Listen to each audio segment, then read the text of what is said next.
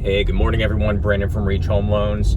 Today I want to talk a little bit about something we're seeing a lot in the current market. You know, we're in a seller's market, very little inventory, ton of buyers out there, and you have a lot of people who are willing and offering to pay over a property's appraised value. And this is happening very, very often. You're seeing clauses written into contracts that say buyer willing to pay up to such and such amount over appraised value to a total purchase price not to exceed whatever the contract price is. As an example, you offer $400,000 on a property that's listed at $380,000. You have a clause that says buyer is willing to pay up to $20,000 over appraised value to a maximum sales price of $400,000. So this means that if the property appraises $380,000, the seller is still going to get the $400,000 they're expecting from the contract, and so on and so forth, but they won't be paying any more than $400,000. However, I feel there's some level of confusion for some buyers out there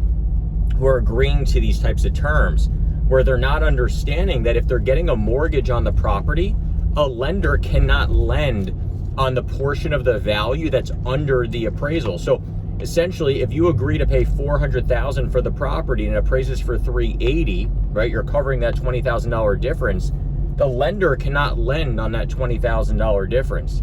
So that money needs to come directly out of the pocket of the buyer, and then the down payment will be based on the appraised value. So a lender can only lend on the lower of the contract price or the appraised value. So that makes sense.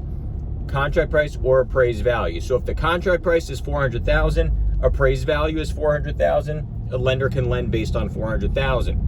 Contract price is $400,000, appraised value is $380,000, the lender can only lend on $380,000. So whatever percentage you were borrowing, call it 95%, would be based on the $380,000.